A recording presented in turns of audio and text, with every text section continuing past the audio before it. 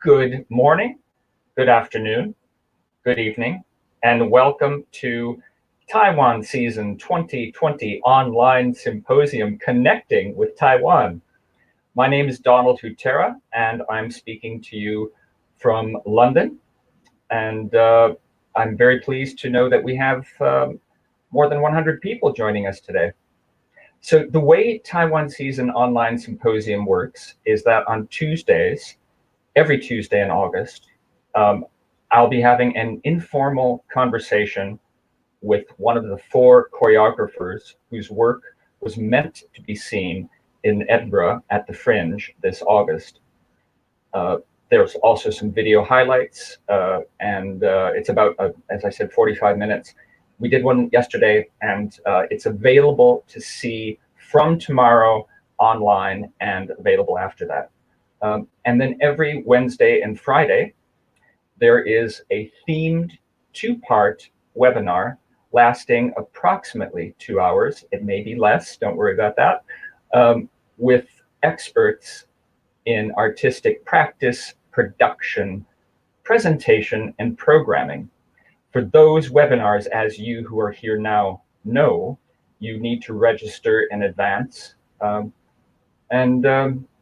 And the point is to have informative fun and to enjoy ourselves and to connect with Taiwan.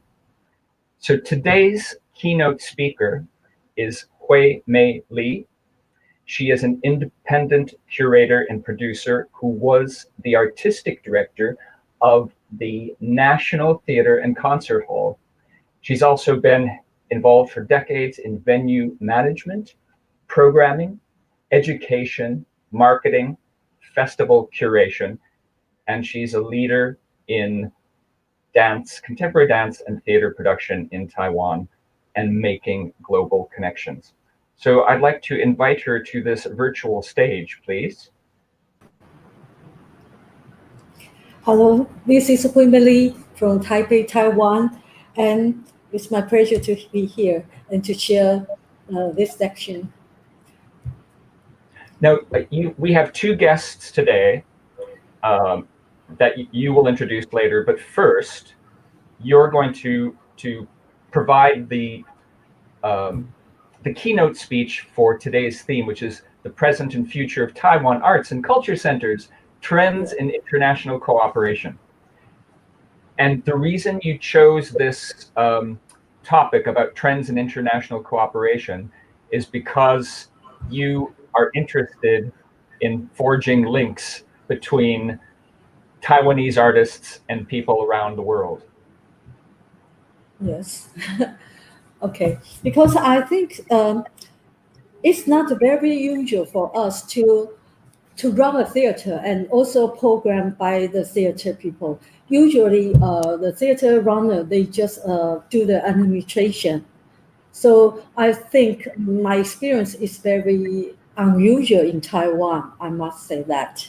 So today I would like to take this opportunity to introduce you about what happened in Taiwan, the art centers and especially the public venues. So shall we start? Well, the floor is yours.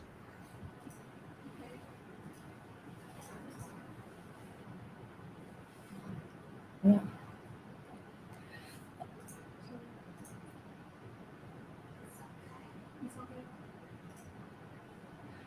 Okay, let's go to the first one. Since I want to introduce the art center and culture center in Taiwan, I think the background of Taiwan, I will take the opportunity to tell you about the background. Taiwan officially we called Republic of China. Okay, let's go to the first page first. Okay, so the geography is in the East Asia. So the neighboring country to the northeast is China, and to the northwest is Japan. Then the Philippines is to the south, and Taipei is the capital and the largest cities. And other major cities include New Taipei, Taoyuan, Taichung, Tainan, and Kaohsiung. Most of the inhabitants are immigrants from mainland China. They immigrants from 400 years ago.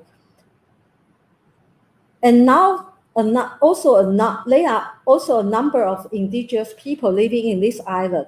So the culture of Taiwan has been influenced by China mostly and affected by Japan due to the Japanese colony since 1885 to 1945.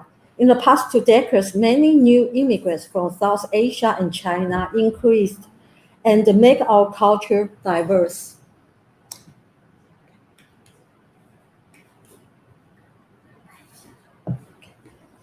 At present, in addition to the national venues belong to National Performing Arts Center, there are over 40 public cultural and art centers in 5 major metropolitan cities and 40 counties under the central or regional governments.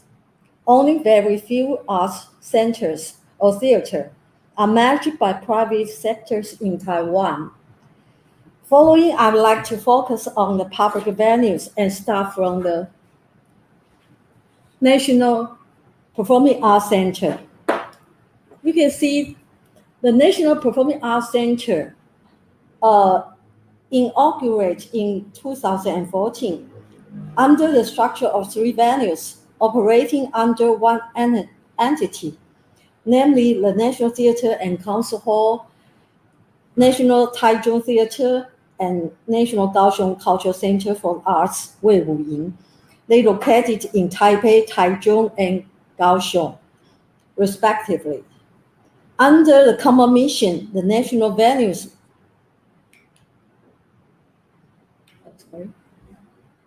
aimed at developing multiple productions, providing professional services and education, and guiding the development of regional arts.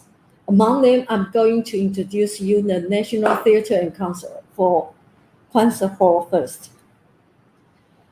National Theatre and Concert Hall opened in 1987. It's not the earliest theater in Taiwan, but the first public venue to provide and produce her own programs.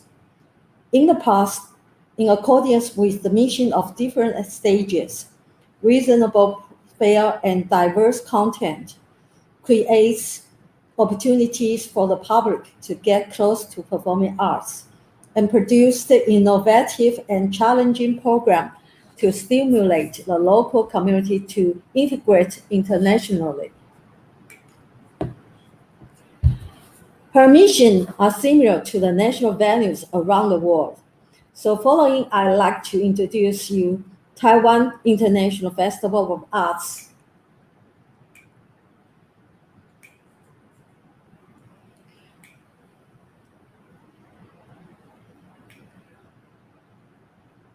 Okay, I go too quick. How can I go back? Oh, sorry.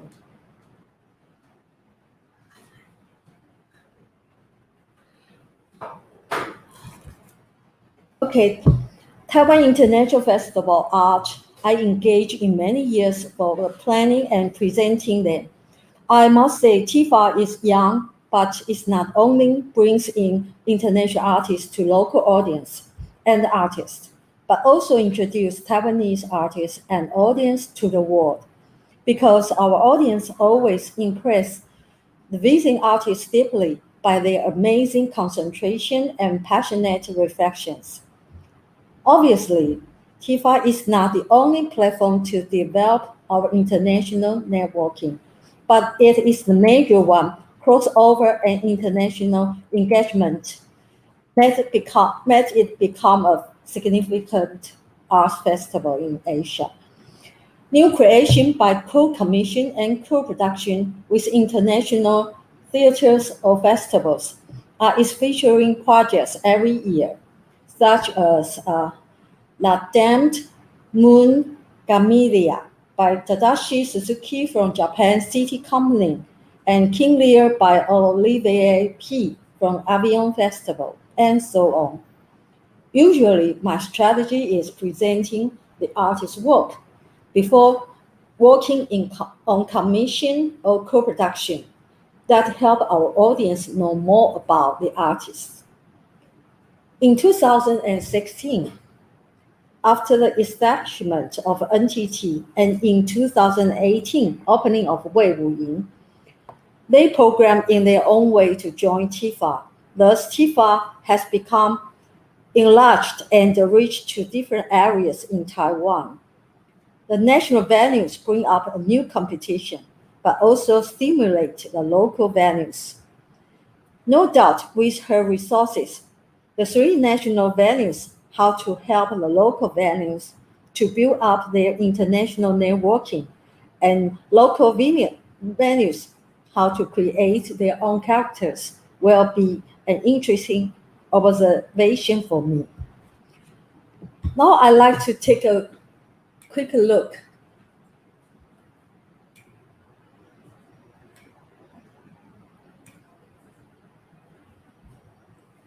at the local public arts venues. Compared with the national ones, the local arts centers are short of manpower and budget in the past.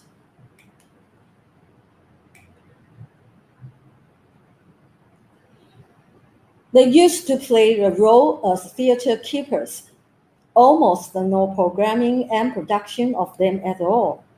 But arts festivals are held by the local Bureau of Culture in many cities all year round.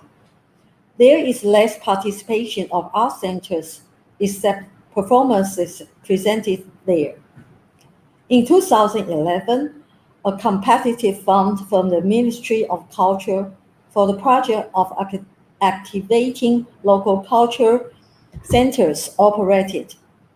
The subsidy helps the local centers change their roles and motivates them starting to work with the artists, to develop community engagement, and to tender their programming to local private company, or they invite an artistic director to organize festival to meet the need of communities.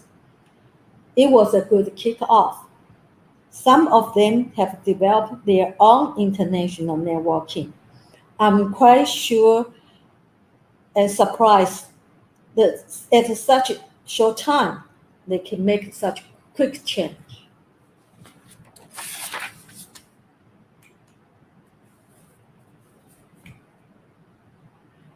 So you can find here, that's what happened in Taiwan. New and fresh experience in developing residence and co-production, inclusive arts and community engagement.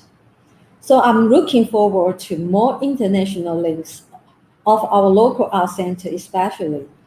It's the trend to open and share. No one can escape from the international cooperation. But in the face of the impact of COVID-19,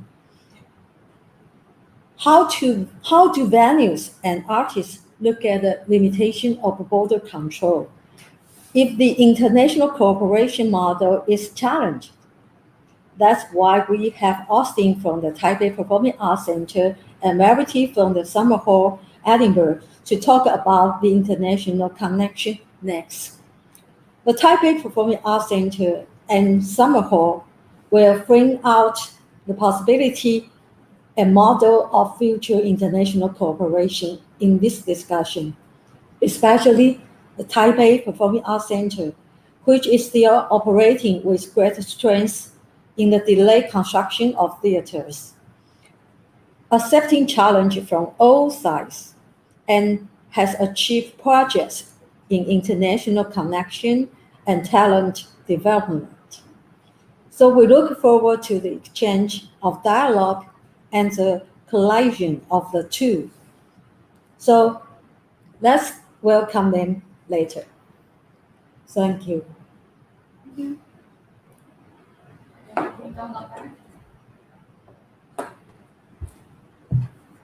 Huey-mei, thank you for for doing that. I'm curious, before we bring your first guest on, I saw the picture of the open air performance. Yes. And I have also watched online, I think in that same location, Cloudgate Dance Theater's retrospective recently.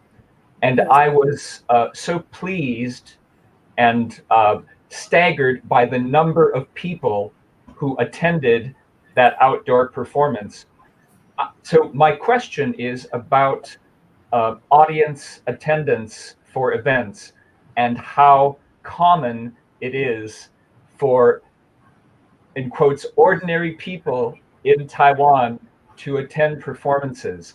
Is there a great hunger to see arts and culture? I assume the answer is yes, but I would like to hear from you, please. Okay, because it's started from maybe 20 years ago, because our government quite encourage people to get engaged with the performing arts. So that's why they built the National Theatre and Concert Hall in 19 and opened it in 1987. So our mission is to get the people close to the theater, but it's hard. So we use the open air to attract them to participate in the events. So every year we have a one or two outdoor events, and we have a free concert, and we have a lot of dance projects. But Cloudgate just really did a very success for us to make a big attraction for the audience to participate in the outdoor event. So I think it's 10 years ago we start to work with Cloudgate, and we got a sponsor from the private sectors and keep on going for over 10 years now. And do you know, out of those 40 cultural centers around the country, is audience attendance pretty healthy? Well, that's a big question. In the beginning, we think we open the door to welcome the audience, okay, and expecting they will come in to the theater. But actually, the answer is not just like you just meeting your expectation. Actually, most of the people, they will just come for the outdoor event only. So it's become a very important event for the people to bring their families to have a picnic on our plaza to share the evening in summertime. But actually, just very few of them become our audience and get into the theater. So perhaps, like almost anywhere, you need to get the word out, use marketing, influencing, anything you can to draw audiences to see indoor performance as well as outdoor. But however, the theater, I think it's very usual. You have to do something to make the attraction. The first thing is they have to close to the theater. And afterwards, maybe you can open their heart and develop the interest to know more about performing arts. And I also was curious about how frequent international co-commissions are in Taiwan. Does much of that happen? Just for in my case, in National Theatre, I used to have at least 3 to 4 co-production and or commission with the international artists, not too many, compared with the whole year-round programs. We have over 60 productions every year, but only 3 or 4 we can afford to not only manpower, also the budget to support us to do that. Sure. And I just want to remind listeners that at any point, I forgot to do this before, you can post any questions or comments in whatever chat box you have available on StreamYard, etc. And at the very end of this session, after the 2 speakers are finished, you'll have an opportunity to ask more questions. And even if you're brave enough, come and join us on this funny little virtual flat screen and ask your question live. But Huey-mei, I now leave it to you to introduce your first guest. Okay. Now let's welcome Verity, the program manager of Summerhall at Edinburgh. She has very experience in programming for the whole important Edinburgh Fringe. So I think her experience can share with us is the most important is how especially how they use their, just for us, it's a very short presentation time, but they can make a living for the theater for the whole year. That's very attractive. Also, the resident projects is very attractive. So I think her experience can share with us. So let's welcome Verity. Hello, hi Hello. everyone. It's nice to see you.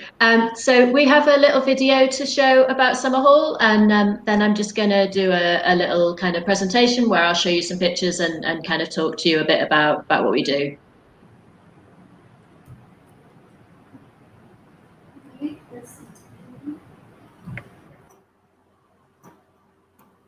我放了。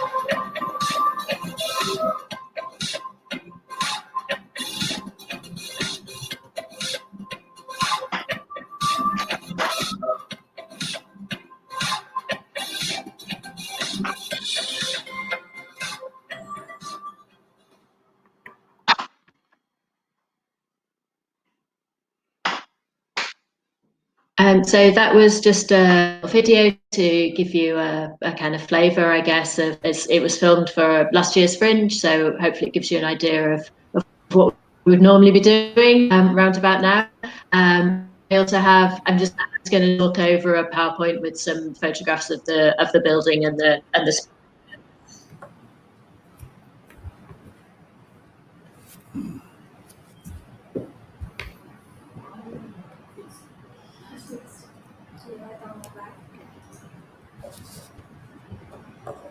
We may be having a slight technical glitch from Verity's side, which will get sorted. Let me please indulge me and say that seeing that short trailer about Summerhall floods me with love of that venue. It's absolutely one of my favorite venues in Edinburgh and the Fringe, and it's an adventure every time you walk through the door there. So I have to give a plug to Summerhall. But in the meantime, we have Verity frozen on that screen, but she's probably logged out and will log back in. I'm back now. Sorry. I'm having some trouble with my internet. Is it possible to show the PowerPoint while I speak? Perfect, thank you. So yeah, I was telling you about Summerhall. So that's the building there. It used to be the veterinary school of the University of Edinburgh. So we don't have any purpose-built theatres, but we do have lots of interesting spaces. In normal times, Summerhall is open all year, and we have a mixed economy. So the earned income from events and lettings and from food and drink sales enables us to run our arts programmes. And throughout the year, Summerhall is a kind of place for lots of different kinds of events, parties, workshops, festivals, weddings and meetings. Our residents are, those are the people that rent studio or office space from us, and they're a kind of really interesting mix of creative artists, kind of small startup businesses, arts organisations, charities and social enterprises. And there's also a pub, a cafe, a brewery and a distillery, all your major food groups. The building is privately owned by a philanthropist and art lover. We don't have any regular funding from the City of Edinburgh or from Creative Scotland. We do apply to Creative Scotland for specific projects, and they've supported our artist development work over the last few years. Our visual art programme and our music programme runs year round, and so does our theatre programme, but most of it does happen during the Fringe. Outside of the Fringe, we kind of focus on the artist development work and sort of supporting artists to use the building to make work. So today should have been the first preview day for our Fringe programme this year. So it's 5 a Wednesday. It's about 1:30, so we'd probably have had about 20 shows by now, would have done their first performance. And obviously the Fringe, our festival takes place as part of the Edinburgh Festival Fringe in August every year. So Summerhall first opened with the 2011 Fringe Festival, and 2020 would have been our 10th festival programme. So the Fringe, as you will know, is an open access festival, but the Summerhall programme is not. We choose our programme very carefully. We're looking for work which has something to say about the world and is saying it in an interesting way. So content and an interest in pushing the boundaries of form are both important to us. And our programme includes theatre, dance, live art, installation, and music and visual arts, which are programmed by my colleagues. So I guess we've kind of built a reputation for performance work that's surprising and engaging. Artists who've performed at Summerhall have won a lot of awards, and Summerhall's become one of the places where people who are coming from the Fringe kind of begin when they're trying to plan what to do with their visit to the Fringe. And we also find that our audiences are willing to take a risk on something that's in our programme because they kind of trust that it will be of quality. They know that maybe they don't like it, but they know that it has a certain standard. And as you know, international work is really important for the Summerhall programme. So obviously we work regularly with the Taiwan season and also with international partners. So like Aurora Nova or Big in Belgium, Canada Hub, La Manufacture in Avignon. In last year, in 2019, we had shows from 14 countries. Sometimes that's been more like 18, 19, 20. The Fringe as a whole in 2019 had shows from 63 countries.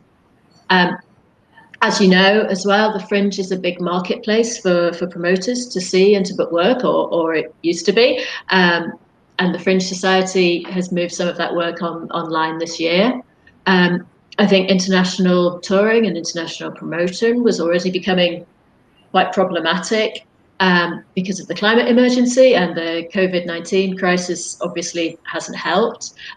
It's really great that the Taiwan season is doing all of this work online this year, and I think it's going to be really interesting to see how the various online platforms kind of work out, and perhaps in the future there's going to be more of a hybrid of online and live work. Looking back on the last 10 years, there's loads we could have done better and lots we would change, but I think we've supported artists, we've worked hard to be more accessible, more diverse and more sustainable, and we've really realised kind of recently that Summerhall's become sort of valued part of the local community and of the city of Edinburgh. Because we're in Edinburgh all year, we kind of operate maybe slightly differently, and we have noticed that many Edinburgh residents find some elements of the Fringe model problematic, and some artists do as well. So we've tried really hard to make a fringe venue which is respectful of its local community and of its visiting artists and of its staff. Because of the current crisis, we've been running a crowdfunder to help us to survive. And one of the first comments that came through, which other people have kind of echoed since, was someone said, "I could not imagine life in Edinburgh without Summerhall," which is a really nice thing to hear. I think since we've been doing the Fringe, every year we kind of make incremental improvements. This year would have been a great opportunity to think about bigger changes because we have a year off, but equally we're in a very bad kind of financial and capacity and energy position right now. So I think it's very hard to think creatively and excitingly about what the future might look like. I mean, I would say that we've always presented work which doesn't fit neatly into the kind of classic 1 hour Fringe slot, and maybe some of that kind of work can exist in a sort of socially distanced way. I think that expectation of the 1 hour Fringe slot was maybe restricting the kinds of work which could come to the Fringe. So maybe now there's an opportunity and a need to present more work which doesn't fit into that parameter, but the economics of doing that haven't got any easier. So I guess as things stand right now, it's still a really tricky situation. We don't know when we can start to host events again. We don't know when and if people are going to be able to squeeze into very, very small rooms together. So we don't know what our kind of living with COVID-19 future looks like. But we have had really amazing support from our local community and from the community of artists and audiences who kind of coalesce around Summerhall during the Fringe, and we want to obviously keep going to justify their faith in us, and we want to keep making the kind of connections with international partners that we've been able to do so far and to continue that work. So I think that's me, although you could sit and watch the rest of the PowerPoint.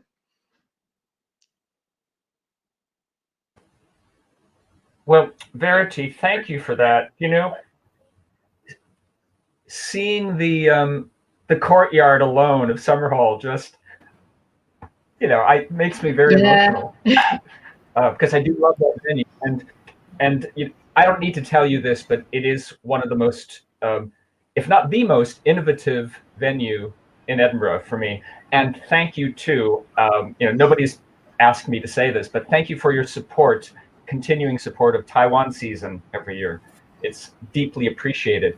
Now, what you've been talking about, there are several areas that, you know, a lot of rich material to dig into as the comments have been coming in. So I guess one strand to talk about is the longer term impact of COVID-19 on the art scene, both in Edinburgh, in Taiwan, internationally.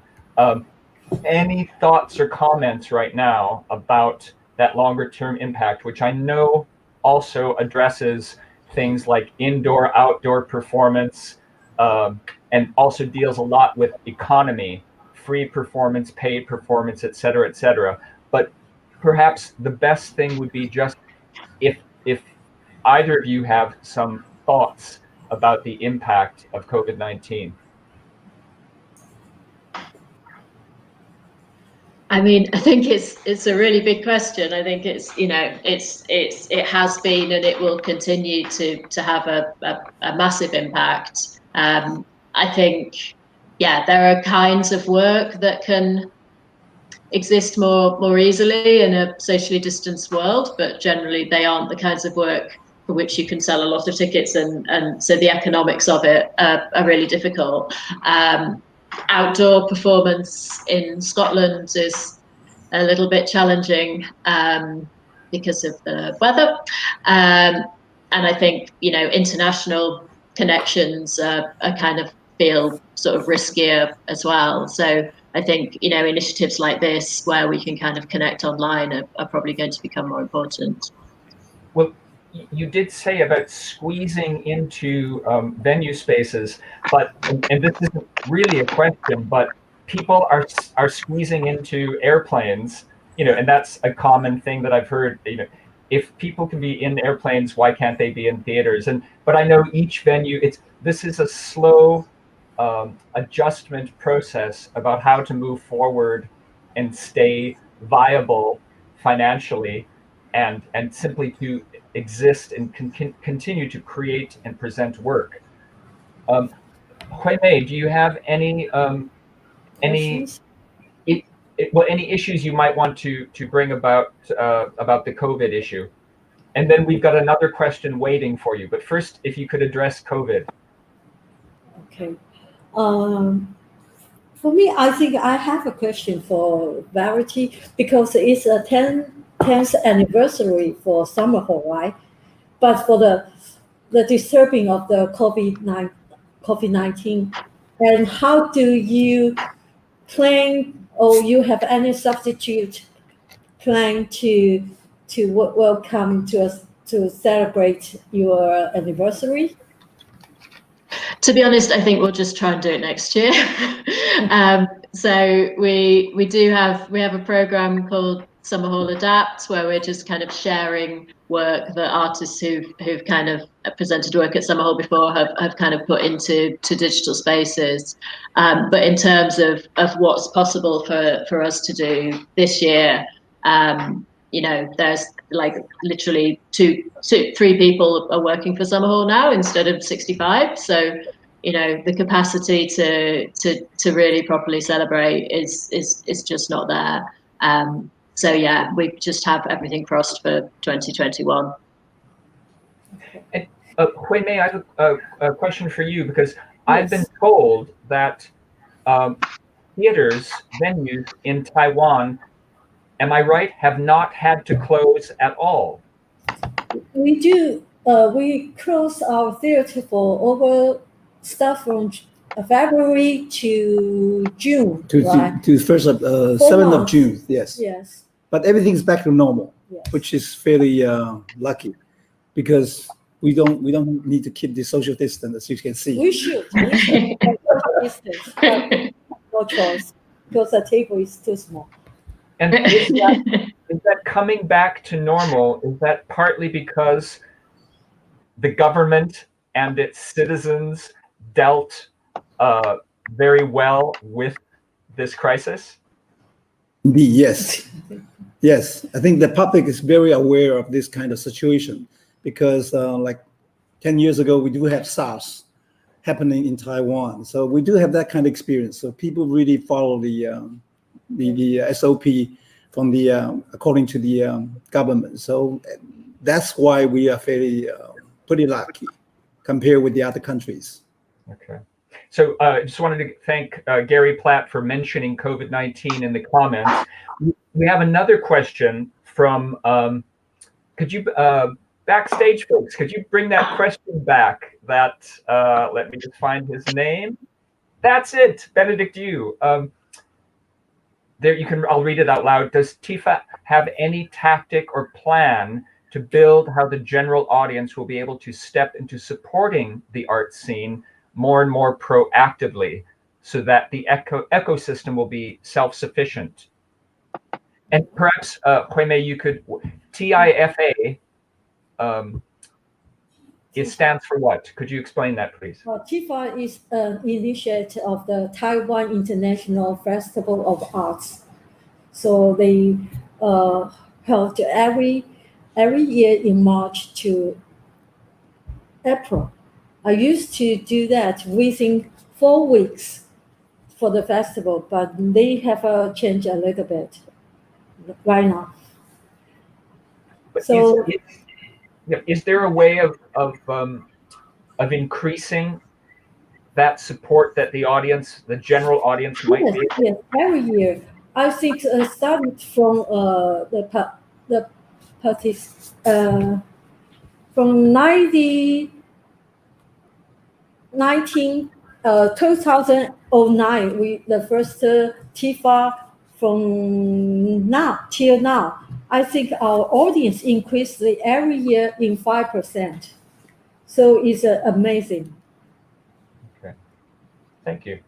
By the way, Verity, there's been additional lashings of love in the comment box towards Summerhall. I know, I saw. It's really nice.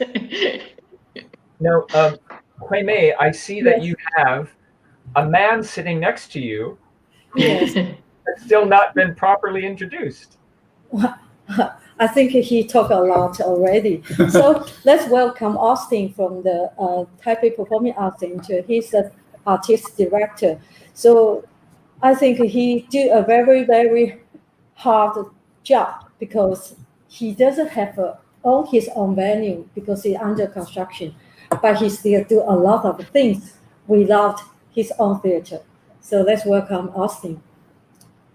Hello. Hi, everyone. My name is Austin Wang. I'm the director of Taipei Performing Arts Center, Show for TPAC. The whole building started, whole construction started in 2012. And I was assigned as a director for TPAC in 2014. It seems like a lot of years ahead before.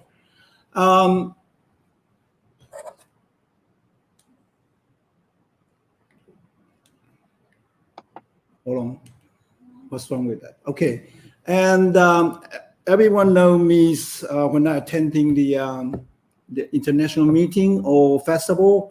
They all know me as a man with a hat, as you can see now. So, so just look for me in the future when the COVID-19 is finished.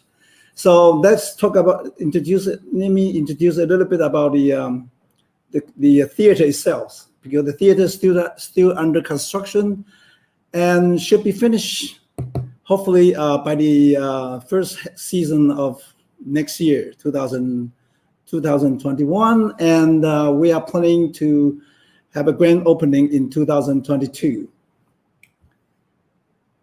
And the architect is designed by the Dutch architect Renkoehas.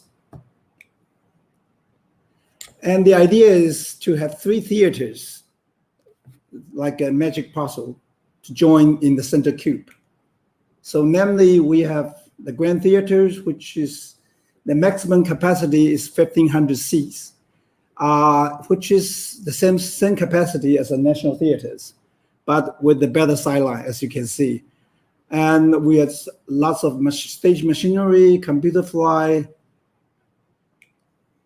and that's the ground plan of it, with enough space on both end and the backstage. And next one is the 800 seat playhouse. This is, I think, probably one and only in the world to have auditorium shaped like a globe. And we have 3 levels of boxes behind the auditorium, and the stage is, we can turn the stage into a thrust stage. So I would say if Shakespeare is alive today, this would be his Globe Theater. Don't you agree? And the third one is, this is the ground plan up. Ground plan up is still enough, lots of space behind the stage.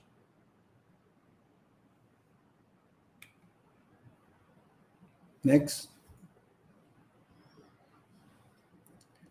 And the third one is, we so-called a black box. But then in this case, the whole theater is painted in dark blue. So we will call it blue box instead. If you sit on one end, it can accommodate about up to 500 seats. So it depends on the different configurations. So it can up to 800s. And then we still have another crazy ideas. The architect come up with a crazy idea is to link 2 theaters together, the Grand Theater and the blue box on both ends. So we can open it up. So the stage will start. The depth will be about from 60 to 80 meters in depth. So what kind of performance can do in there? The sky is the limit.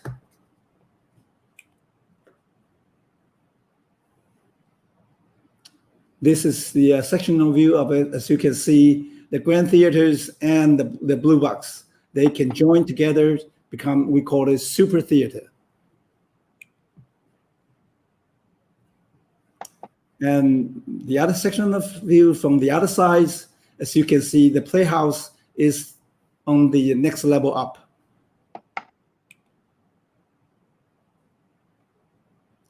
And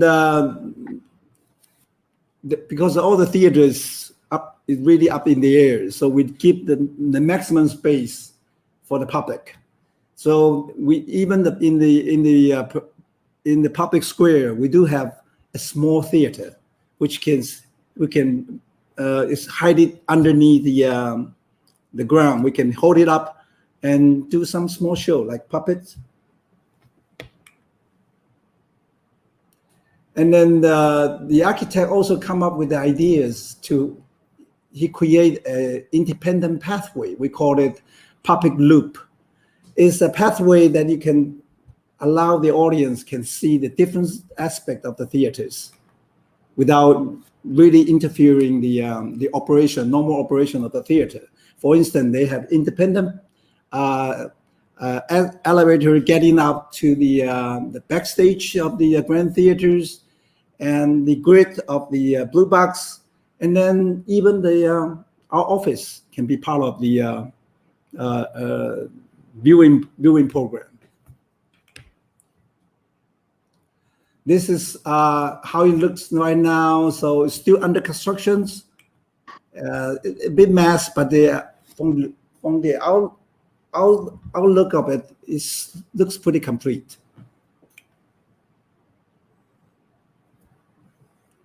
So as you probably know, we are a theater without venue yet, but then we really secure our second home, which is our home right now. It used to be a swimming pool in 2016 when we took it over. And then we converted into a huge trial space, a big studio. The studio is the size is about 23 meters in width. The depth is about 38 meters, and with the 6.5 meters clearance.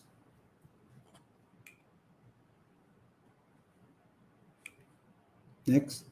And then there's another children pool, and then we converted into a small studio. The size is about 13 by 14 meters, again, with 6.5 meters in clearance.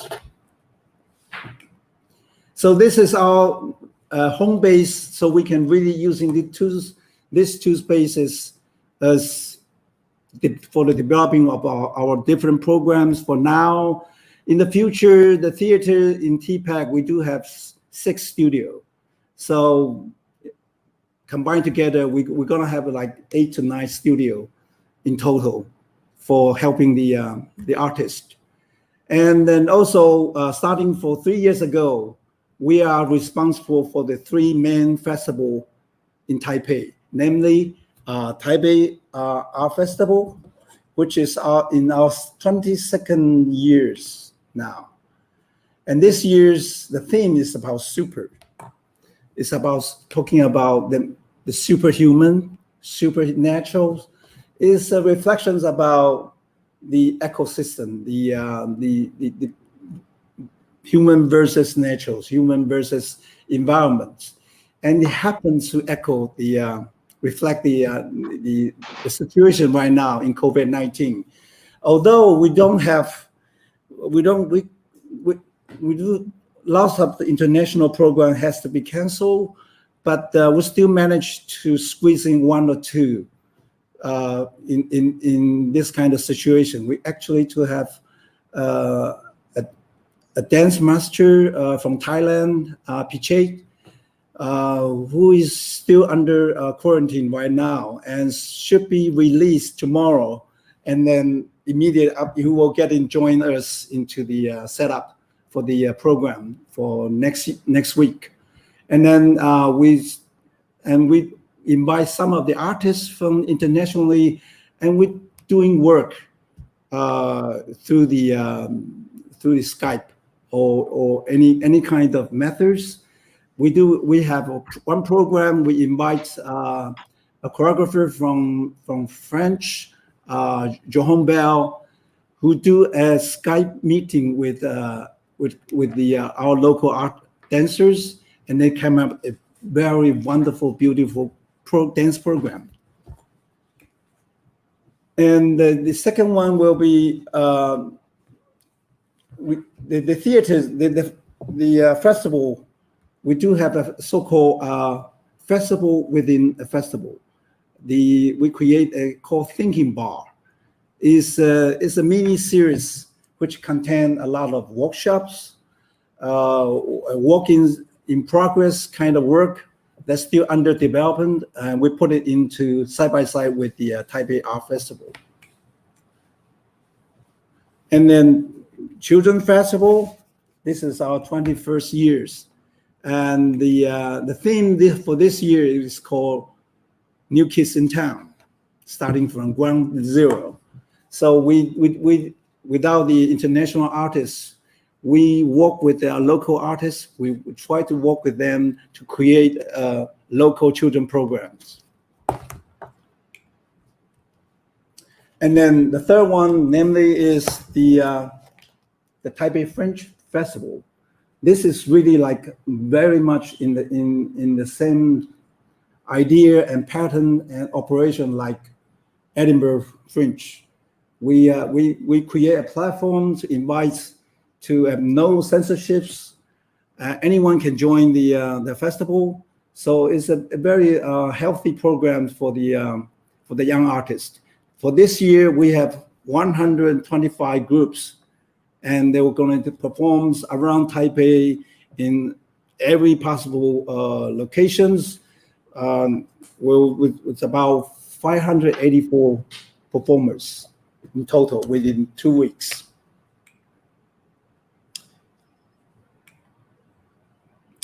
And then besides, other than the 3 festivals, we also work on several platforms that can help us preparing the launch of TPAC. The first one is, we call it ADAM. ADAM is short for Asia Discover Asia meeting. We create a program. We invite the artists from around the Asia regions, all kinds of artists, not necessarily in the performing arts area. And then we invite them to have a residency in Taipei for almost 4 weeks. And then during these 4 weeks, they work with our local artists, so they can join as a joint ventures to create a future program. Not necessarily will happen in the TPAC, but it's a good start. And then in the last 4 days, we every year we held a conference. We invite the international curators to join the conference. This is our 4th year. But unfortunately, this year, because of the COVID-19, we could not invite the actual artists to Taiwan. But then we will launch the on-site the program through the internet. And then starting from last year, we work with the CND, French National Dance Institute, and then they have a program called Camping. And for the camping, they invite up to 14 to 22 different art schools around the world to have 2 weeks sections camping. So we copy that kind of format, and then we create a call Camping Asia. For this, we invite mostly the school from around the Asia, and some from Europe, and the other ones from California as well. And then we have a 2 weeks program in Taipei. That's that program, because we don't have the theater yet, so we work with the national theaters for that matters. This we'll do it by every 2 years. So next year we're going to do the second Camping Asia. By then, hopefully, our theater will be finished before that.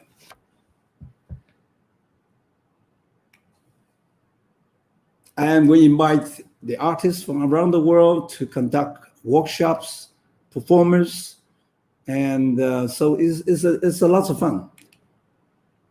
Thank you. That's so much for that. Okay, thank you, Austin. So, shall we have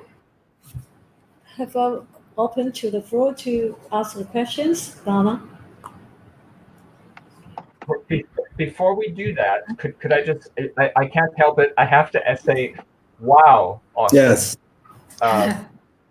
Wow, first of all, for just seeing the designs, I'm still thinking about that, opening up the 2 spaces and what you would do there, but also all the programming that you have been doing, continue to do, and will be doing. And you have already addressed how COVID has, how you've worked with it, worked around it. For the future, knowing that the theater is, the complex is opening in 2022, how much is already potentially in place for that opening year? To tell the truth, because the budget hasn't been approved, so officially I couldn't really go through the negotiation with the artists as we speak. But then we do have some programs in mind, and we do have lots of programs. We're going to do the co-production with the internationally, and then and also we have some program already been developing throughout the years. So by the time when it's open, I think we'll be very ready. And is it common for you and for the Performing Arts Center to put call-outs internationally? Are you looking for people from other nations to come and work with you, show their work? Yes, for sure. Yes, because we set up our mission as the co-producer center of Asia. So we like to be in that kind of position, and then work with the everyone internationally. So for instance, I enjoy a lot of program in Summerhall, and whenever I join the program there, I always say, I wish I could do that, to work with the program from the Summerhall. Now, I see we have Ho Chen asking, you can see down there at the screen, do 3 festivals all go into TPAC in the future? Will that be more diverse for people in Taiwan, or does it become more centralized? Could you address that question, please? Well, the main idea of the festival, the programming is, we really like to diversify. Everything we create a program for different genders, different people, different ages, and the ideas of our festival is pushing all the possible boundary. So we do have that kind of luxury doing in Taipei, because National Theater has been a national showcase in Taiwan, so they do have responsibility to really taking care of everything. And not far from our venues, a bit north, we do have a so-called traditional art center. So they are taking care of the traditional arts. So we can really focusing on the contemporary issues. Well, I have a question about the national scene. How much cooperation is there between you or between the 40 art? How connected is the art scene within Taiwan? Well, I would say it's only in the very beginning phases, because the National Theater, they are so dominant previously, before the other theater venue pops up. And since then, we are already discussing the possibility to work with. We already work with one productions with Taichung, which is they're going to present next year, and we're going to put it in our as a main program for our opening seasons. And then Kaohsiung, because it's a bit further south, so logistically much easier to work with because audience tends not to travel that far away. So we do have a lot of possibilities to work with the different venues. And then as a matter of fact, we create a platforms. In every year, in the end of years, we present, we giving so-called a few incentive money for the different groups. And by the end of the year, they're going to present, each group will present like 15 minutes of program to show everyone they've been doing. And then this year, we're going to enlarge that profile, that platform. We invite Taichung, Kaohsiung, Taipei, even traditional art center. They all will join the venture. They're all going to present their programs, which is still under development. So everyone can see it. And then maybe we can come up with the co-productions or invite to be touring programs. Now, if there's anybody who's listening who wants to join us on screen, please let us know, and you can come on board and ask your question directly, if you're brave enough to do that, and maybe be part of the dialogue. But in the meantime, I see that Bruno has asked the question, if you were to name one positive outcome from the COVID-19 situation on international collaboration between Taiwanese art scene and the rest of the world, what would that positive outcome be? Well, I would say after COVID-19, everything has been changed drastically because touring used to be easy. It used to be like a one night stop or one weekend stop, and that's it. And for the future, I think the artists will have been asking to stay put, to stay in the country for a bit longer, to work with really work with the local artists, really knowing the local cultures, and then come up with the real production, which is, we call it co-productions. I think that is something we need to think about that for the futures. Well, it's interesting to hear that, because here in Britain, there has been talk about how developing the local scene so that people don't have to travel so much, and how potentially rich that is. But what you just said is perhaps the notion of residencies being longer and more in depth, rather than the sort of fly in, fly out situation. Exactly. Yes, and under we are under the umbrella of Taipei's Art Foundations. We do have a institution called Taipei's Arts Village, which usually hosts the artists from around the world, and then we can use that kind of a facility to really invite the artists to really stay longer for creation of the future programs.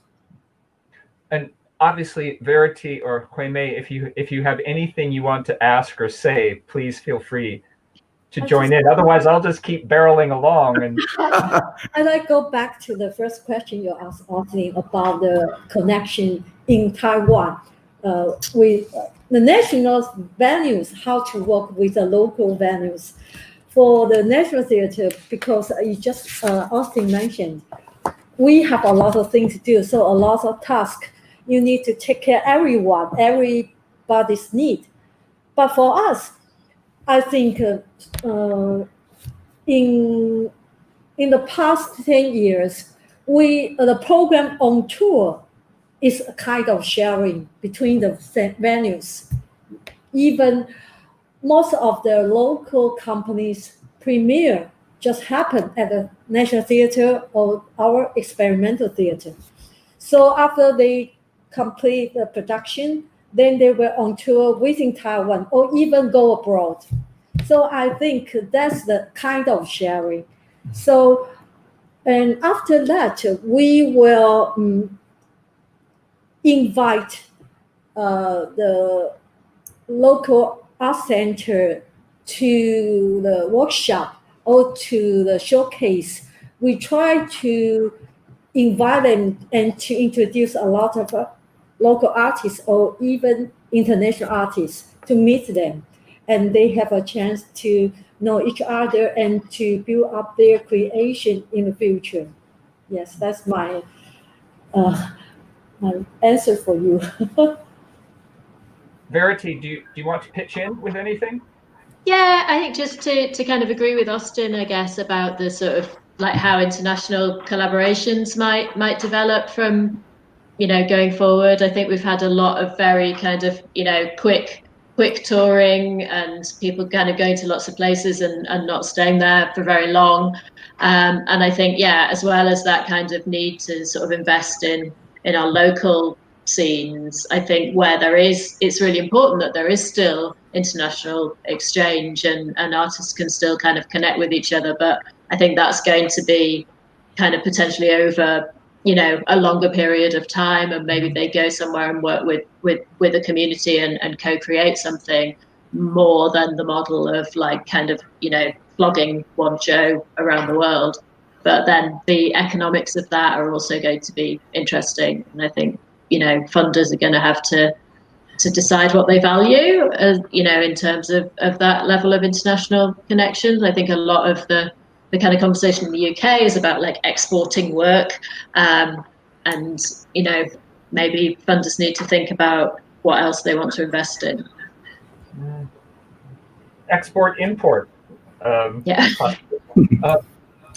Now, Gary Platt has a question, but before I ask that, I have a question for the Taiwanese duo, Huey-mei and Austin. Is there an interest not is there an interest, but is there the funding to invite artists to come to Taiwan? Does the ministry itself, does the government, are they interested in supporting that financially to allow it to happen? I would say yes. Yes, we do have a lot of arts village, they're all sponsored by the government, and then they provide the facilities and workshops for the artists to create something locally. So that's why we launched the Adam program. So we do have the facility and funding. Okay, great. And how do people find out about that? Is it simply by going to the website for the Taipei Performing Arts Center or the cultural division website for Taiwan? For TPAC, yes, you can find all kinds of information through the websites of TPAC. Okay. So I don't know if anybody wants to join us on screen. Any takers for that offer? If not, I'm going to direct myself to Gary Platt's question. The Taiwan season has become a key part of the Edinburgh Fringe. Do you think, and this could be a Verity question, do you think there could be other opportunities to run workshops and collaborations with performers in Europe that evolve from this? That's very good suggestions, and I really can put that question to the Ministry of Cultures, because they have to increase the budget for that. Yes. Yeah. And I think again, as we were saying before, if Taiwanese artists are coming to Edinburgh, then it makes sense for them also to go to other places in Europe if we're looking at more of a kind of slow touring model. Yes, that's the main purpose of it. But then yeah, I mean, this may sound quite. So Summerhall, we just started we would have started this year a new alliance with La Manufacture in Avignon. And it's kind of really interesting to me how for many years we've had a relationship with Taiwan, but not with France, which is next door. And that's partly about the kind of language and partly about the kind of quite silo kind of way that the French and the UK performing arts work. But I think given that Avignon and Edinburgh are so similar, and that the festivals, when they're running, kind of happen at more or less the same time, then that kind of maybe becomes an opportunity for artists to be able to visit both of those festivals, as long as they have suitable work which isn't too language based, which obviously is normally the case for the work that's coming to us as part of the Taiwan season. And could any of you tell me if I'm correct? Because I'm not a programmer or presenter. I don't run a venue. I'm just a freelance journalist devising, performance, et cetera, et cetera. So this is educational for me as well. Am I right in thinking that what the future may hold is we all need to pull together and have much greater cooperation and creative thinking together? I remember simply as a journalist that I would be quite surprised when and I love press people. I'm a big fan of people who do PR, but sometimes I would get information about a tour or about one venue that would be part of a tour, but the person who sent me that information would only be telling me about their venue. And it would be, for me as a journalist, much more valuable to know that there was a huge tour that I could then pitch to my editor. So if I take that experience that I had in the past and apply it to presenting, programming, running venues, am I right that the cooperation, it's essential that that kind of dialogue increases for the future? I would say so, yes. I used to work with CloudGate for almost 10 years. Before I took this job, I was a set designer and lighting designer for different company, and I've been touring everywhere. So from the 90s up to now, touring is normal practice for all the company in the world. But then I think the trend is getting shifted. Even before the COVID-19 happened. So everybody's looking for the different way of engagement, different way of working together, and because it will through the deep engagement, it will create something you will unexpected, and it's normally very exciting. So I think even the audience, they are really looking for that kind of co-productions. Also, I used to work at the National Theatre and Concert Hall. Every year in Chifa, we will invite the international journalists to come to Taiwan and to pay a visit to our Chifa. Also to visit a lot of interview with artists. I think it's very important. We cannot just have a PR locally. We need more international journalists to share and release the news with us. So you can contact with the National Theatre for the next year. If no more disturbing by COVID-19, then you are welcome to Taiwan. Thank you. Now I see that 1927, the theater company, has a question. What are your thoughts on the value, opportunities, and importance in a post-pandemic world for growing peer-to-peer exchange between grassroots practitioners and artists in Taiwan and internationally? Maybe. Okay, I'll try to answer that. Even I don't work at the theater right now. But I think it's opened the other door for the artists and also for the audience. We need to experience our theater, no matter in the theater or out of the theater. And the first things, we have to work with the audience to change or revolving their thought or habit to go to theater. Also, the artists need to think broader.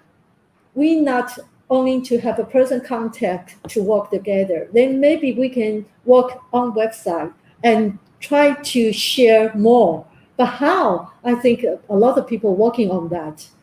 But it's very important. We have to change from global world to the domestic world. and how to link between two different worlds. That's very important. Verity, any thoughts? You're looking reflective. Yeah, I think it becomes even more important that those kinds of exchanges are made, and I think it's kind of part of the conversation that we've been having about maybe there are fewer international visits, but those international visits that do take place have more kind of resonance and value and perhaps last longer. And also maybe there's a way that those opportunities can be opened up to people who maybe don't have like a, you know, perfectly finished production that can tour around the world in the kind of way that I guess we've kind of grown used to. So, you know, if those things are becoming difficult and expensive to do because of the kind of pandemic, then maybe there's space for more direct connections between artists to happen sort of outside of that like model of touring a show. And as you can see, the future TPAC is really a theater for this century. It's very flexible and very challenging, both the artists and the audience. So it's really neat for the artists. They really need time to develop works according to the space we provided. So it's and also the community around us is really they are getting aware of what's happening in the theaters. So what they expect is something, the program they really can relate it to locally and international as well. So that's something we need to work with. And just as a plug for Friday's session with Huey-mei, it is multi-community arts education and development, which perhaps more of this idea about interaction between community, Taiwanese artists, international artists, grassroots can be discussed. But let me say that we've had 3 posts from Bruno. I don't know if Bruno wants to join us on screen, but in case you don't, well, some of you may be seeing this already. Artists, companies staying longer also means less artists, companies touring, or is that not the correct assumption? Staying longer means we're talking about a hypothetical situation here, of course. Yeah, I think in the world scale, I think basically it's not much changing. There's lots of artists who will stay as longer for the creation of the work, but then at the same time, there's still a lot of companies touring around the world, I would say. So I don't think it's going to be changed that much. So Bruno's concerned that it may mean less diversity for local audiences. Maybe it's not such a worry, at least for you, Austin, in your point of view? No, not really. No, okay. I think. I mean, there are all sorts of questions about economy that you know, the economics of the arts that maybe have, and the economics of cats as well, that we haven't addressed here. But I mean, should we talk any more about money, funding? How that? Yeah. Go ahead. Based on the financial concern, touring can cost down a lot because you have other partner to share especially for the international projects, because someone will share the touring airfare and a lot of things with you. So for economic reason, we do appreciate to find a partner to share the burden. But just like Bruno mentioned, it's very weird. We encourage artists to do new creation, but we also just push it on tour to save money. So it's very, very interesting for me to think about that. I never thought it will become so chaos. And I also think that in any way, regardless of COVID situation, that the kind of, certainly within Europe, the kind of EasyJet model of international touring is not really it's getting to the point where that's very, very hard to justify in the context of a climate emergency. So I think that finding more sustainable models, whether that's more sustainable ways to tour or whether it's looking at an alternative to that touring model was going to be important anyway. And the COVID thing has maybe just brought that forward. And I also think your diversity in terms of your programming doesn't necessarily have to come from visiting companies, because, you know, certainly within Edinburgh, there are people who live, you know, 3 miles out of the city centre who might have some really interesting things to say who are not getting on the stages. So maybe we're also looking for diversity a little bit more at home, as well as it's still having those international links. I'm so glad you said that, Verity, because during the last 4 months, I've been thinking about what avenues do I take my own creative desires? And if I'm thinking that, I know there are others, and there are probably many as yet unfound, unsung creative people that haven't even emerged yet. So perhaps, again, thinking positively, optimistically, this is a chance for that emergence to happen, which goes directly into Cy Rawlinson's question. He's a dancer, choreographer based here in the UK. And this is for all three of you. Do you have any more advice for companies or independent artists who are making work now? What would you appreciate, value, or want to see? I wouldn't put it in very specific way, because anything is possible. Especially in Taipei, almost all the programs, they all acceptable for the Taipei audience. I'm not saying for the rest of the country, but then Taipei audience is very much open-minded. They are willing to take any kind of a program. So as long as it's sincere, really, I think the sincere, honesty work, they always can move people. So I wouldn't really pinpoint any kind of work that might work in here or not. And the situation here in Asia is much better. So we have a better connection around the regions.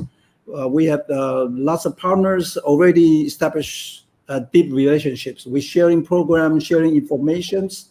For instance, the West Kowloon in Hong Kong and Australia as well. So in the future, we're gonna create a network that really can share the resource and creativities, and for that is very welcome from any part of the world, the artists to join us. For me, I think back to human beings. If your work doesn't connection with human beings, with joy or sorrow, doesn't matter, because I think that's very important. You have to share with your audience and to share with the community. So there's no very obvious category I like or I don't like, but I care. It's only your topic or the theme connected with human beings and real life of human beings. Over to you, Verity. Yeah, I mean, I think, you know, it's important that artists make the work that is coming from their hearts and that they want to make, for sure. So I would agree with that.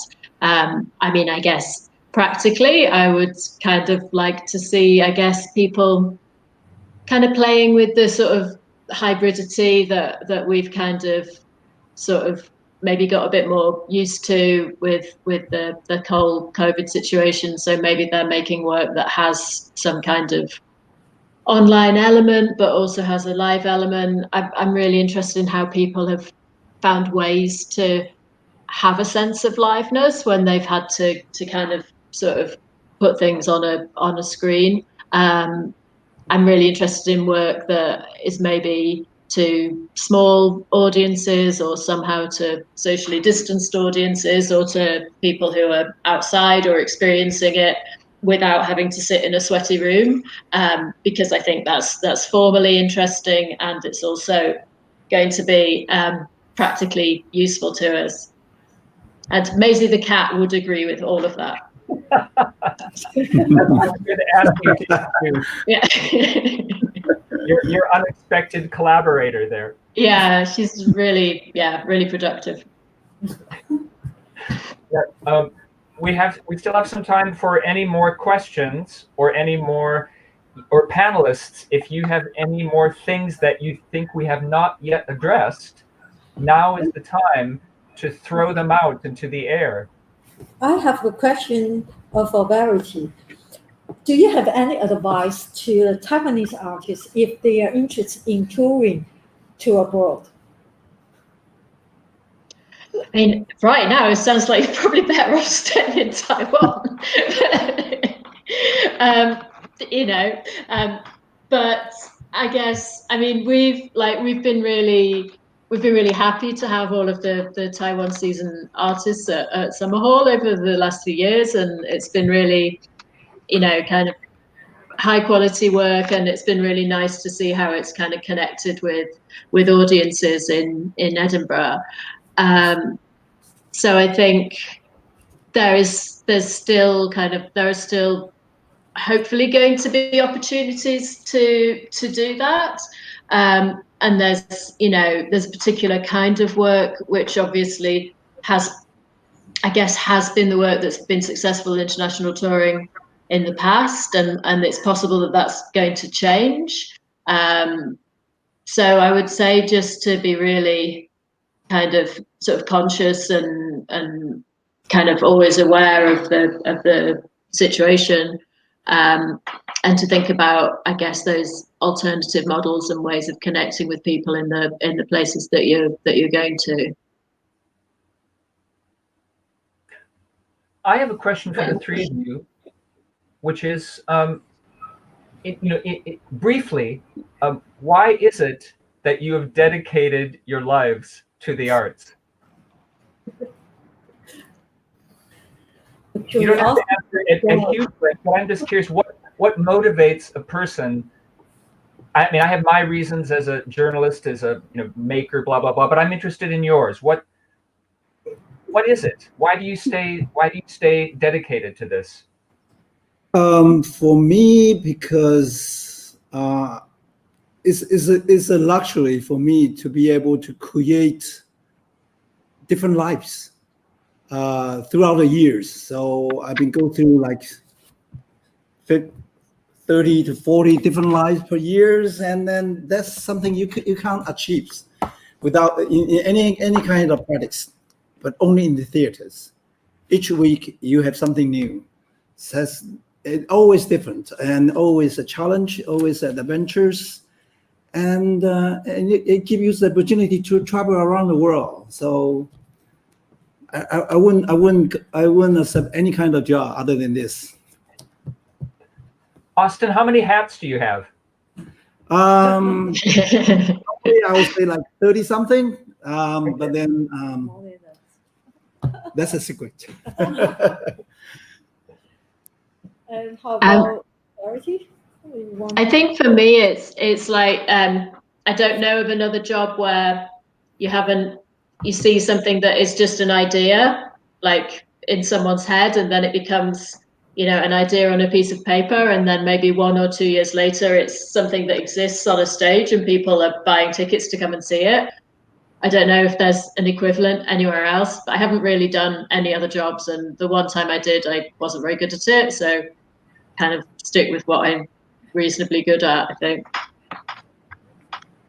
So that's helping things to come to fruition and to bloom. Yeah, and just that thing from going for something that's just literally just an idea to being a real thing.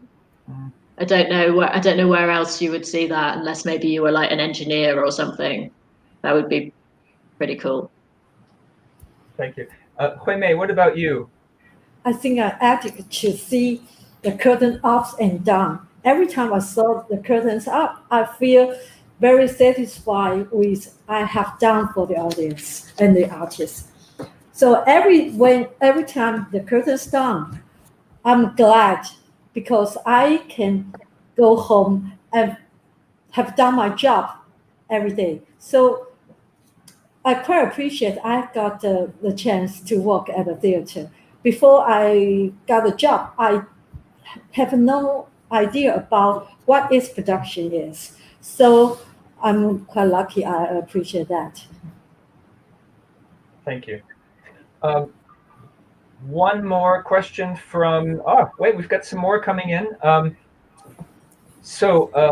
Huey-mei and Austin, what do you feel you've learned from interacting with UK institutions like Summerhall? And Verity, what do you feel you've learned from interacting with performers from Taiwan? Verity, do you want to start?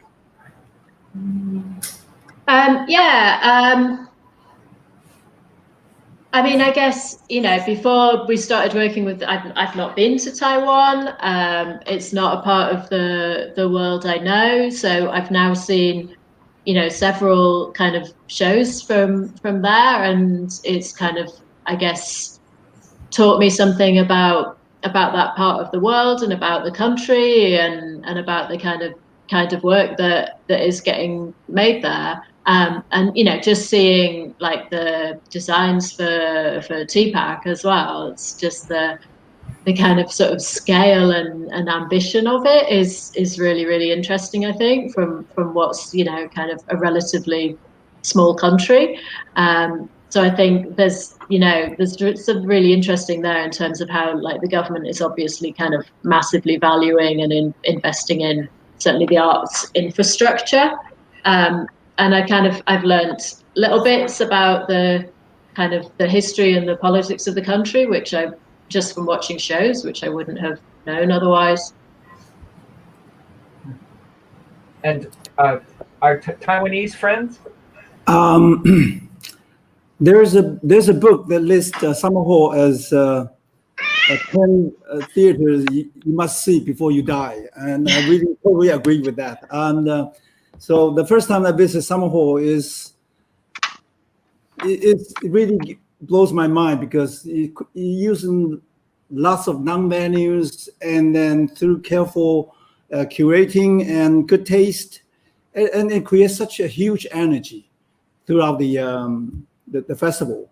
And then that really give me the confidence about how to use in the different spaces in Taipei or even the future TPACs. I'm confident we can copy that kind of energy with the careful curating and good taste. Thank you. Okay. I try to remember how I know about Dance Umbrella in London. Maybe more than 20 years ago, I visited there, and I am impressed by the Dance Umbrella.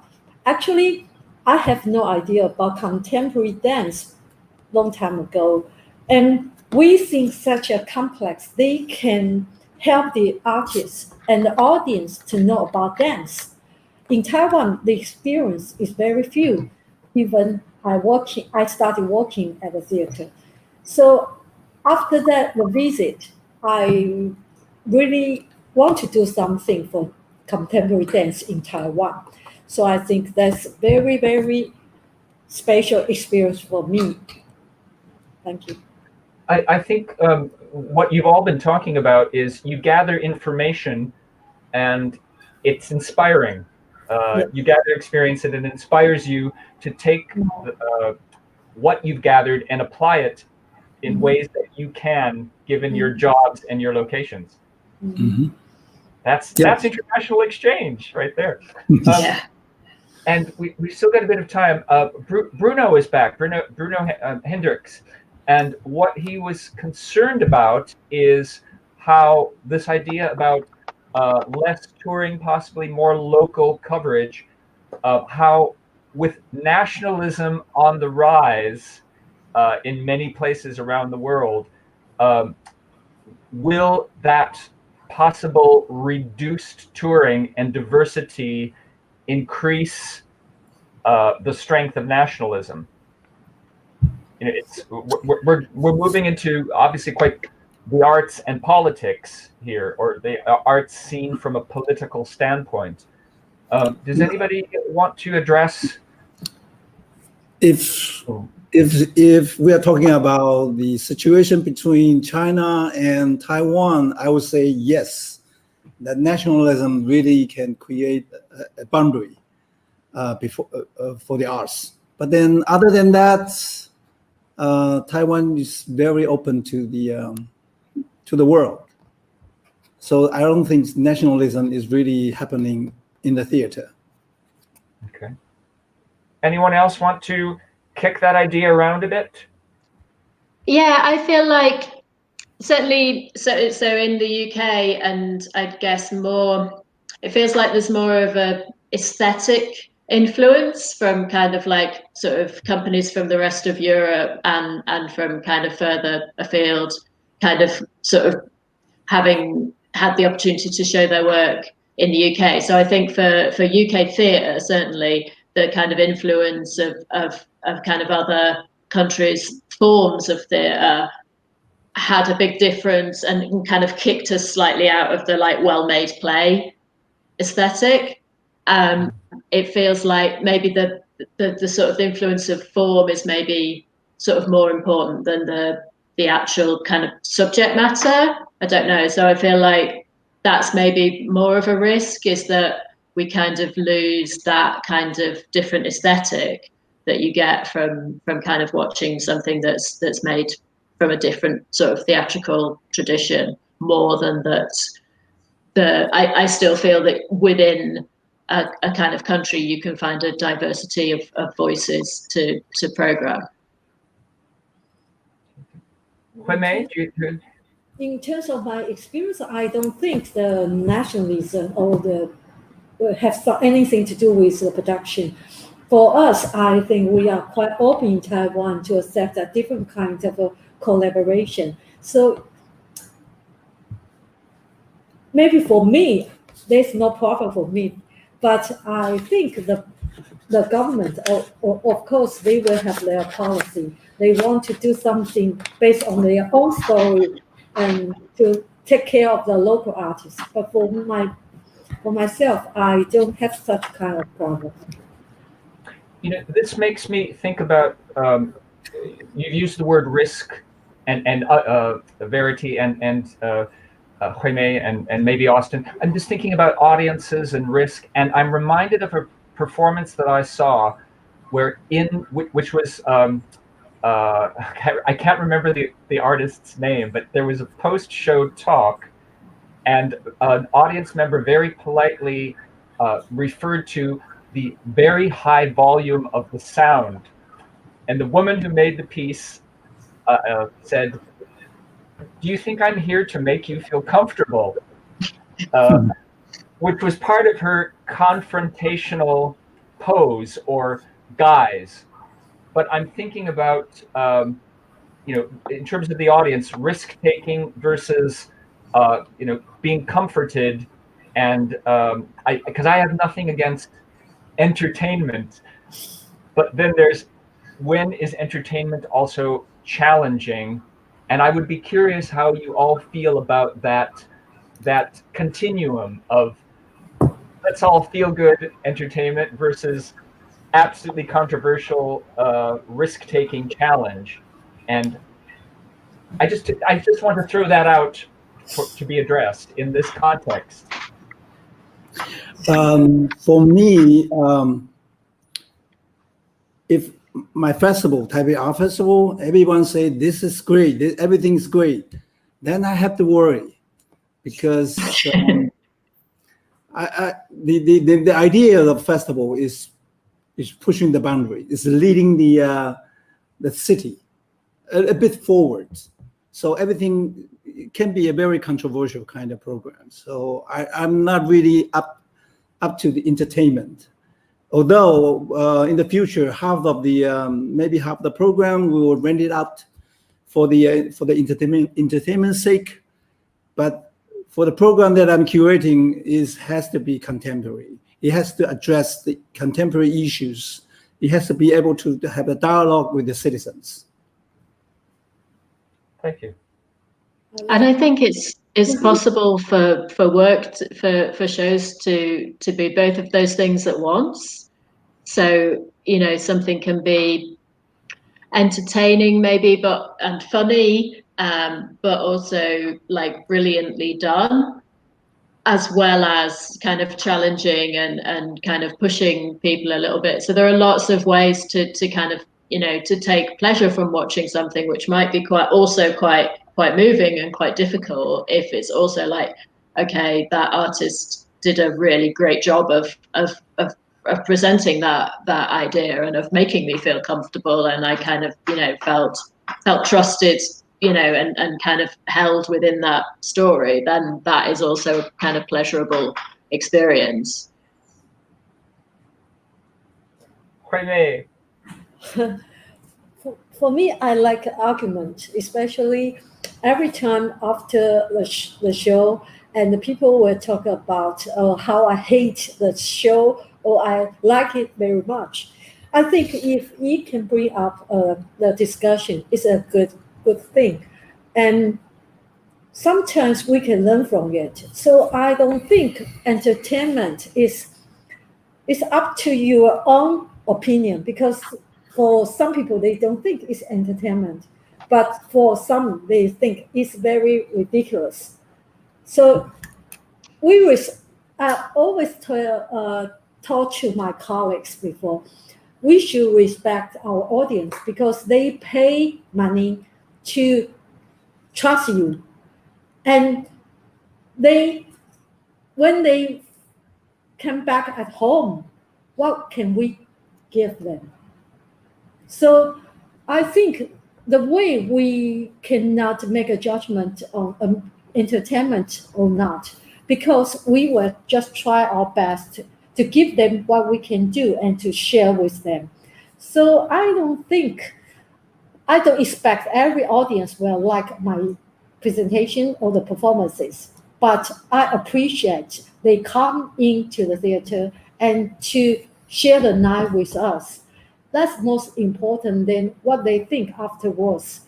So they can, especially now the personal release easily. So on Facebook, you can check out very, very bad comment on our productions, or they have some good comment, but doesn't matter. We can learn from how to work with the audience and the artists afterwards.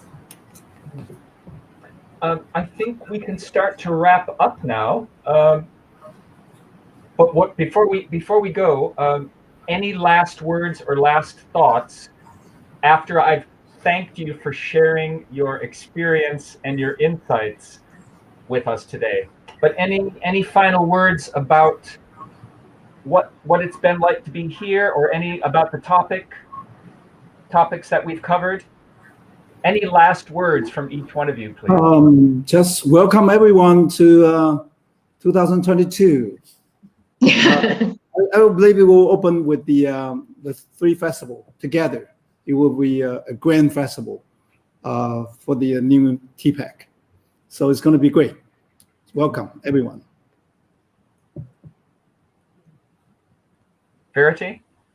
That's a very positive note to end on, I think. It's been really nice to kind of have this chat and to have the connection, even though the Taiwan season can't come to Edinburgh. So just, yeah, thank you for organizing it, and thank you, Huey-mei and Austin, for kind of taking part, and for everyone who's kind of asked us questions. I think it's been a really nice thing to do, and it's kind of, yeah, helped to make sure that we still have the dialogue, even if we don't have people kind of here in person.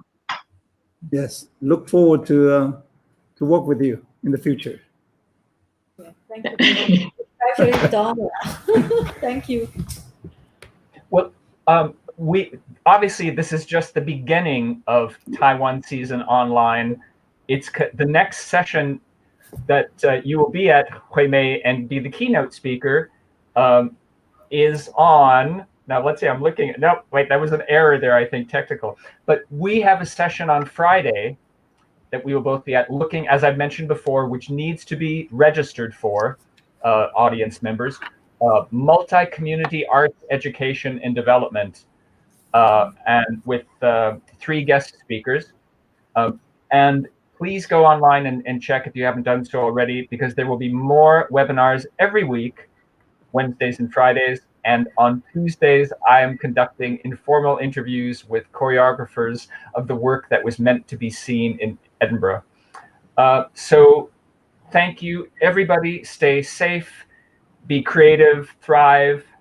See you soon. See you. Thank you. Thanks. Ciao. Bye.